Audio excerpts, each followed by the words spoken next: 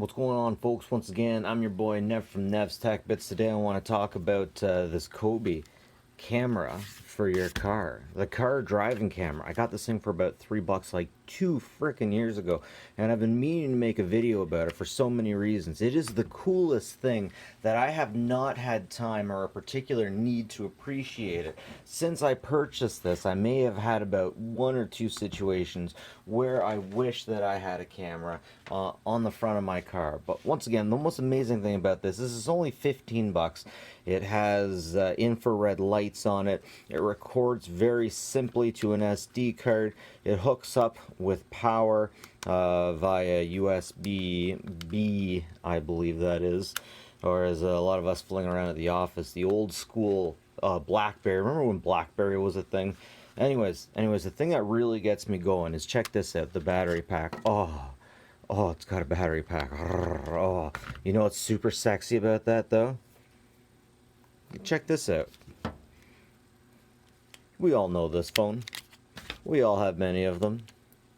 It's a standard frickin' battery, ladies and gentlemen. Oh, it just makes me, it makes me weak in the knees when I can get a battery that's made by another manufacturer, that I can get it in my junk pile, basically. But not only that, but this is made from an old Nokia phone. Ladies and gentlemen, thank God for standardized parts. It's just, I just can't even tell you how much that makes me fall in love with that. The ability to reuse it. But could you imagine if everybody used the same battery in our electronics, how much better our world would be? And why not? Why don't we? Why do these guys knock off Nokia? Maybe this is the only kind of battery that is out of copyright protection. So the thing about Coby is that apparently they make like really good electronics, but every time I've seen the name or used the name, it's always been on discount stuff. Like this, for example. Coby seems to be a name that represents the lowest while still having a brand, basically.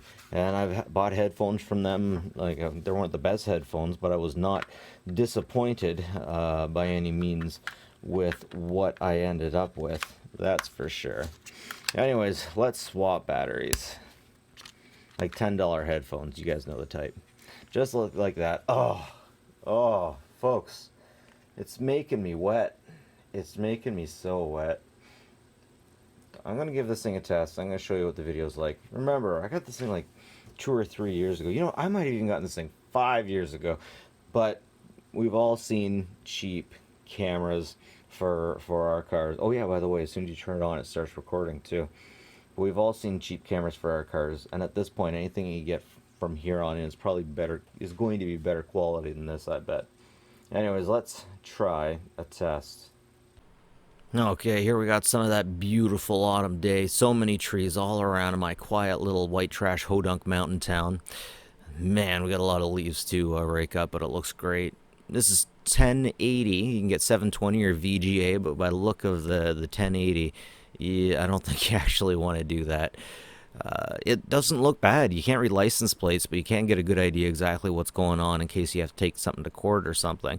Now, as for quality, this looks like a bad camera quality of about, like, I'm going to say 1995 camcorder. So the fact that I could get something like this for 15 bucks when a camcorder about the same time, 1995, would have probably been about 900, 1,000 bucks by today's standards. I'm really impressed with how much technology has come so far. I don't think I'll ever actually have a practical application for this, but once again, I love this technology. I love the fact that this is so cheap, and we're moving ahead.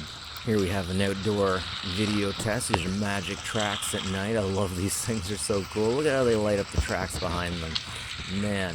So yeah, the picture quality may not be the best, but it's better than nothing. It's the best 15 bucks I ever spent, I still think. Look at those suckers go.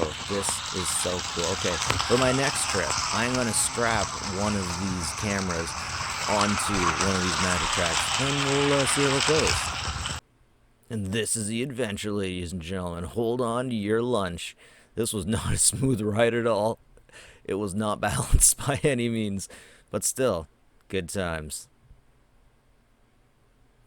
Good times.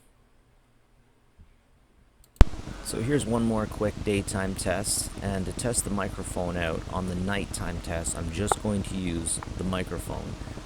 So you might have to turn the volume up, but if you want to see how it sounds, there's also an audio recording method.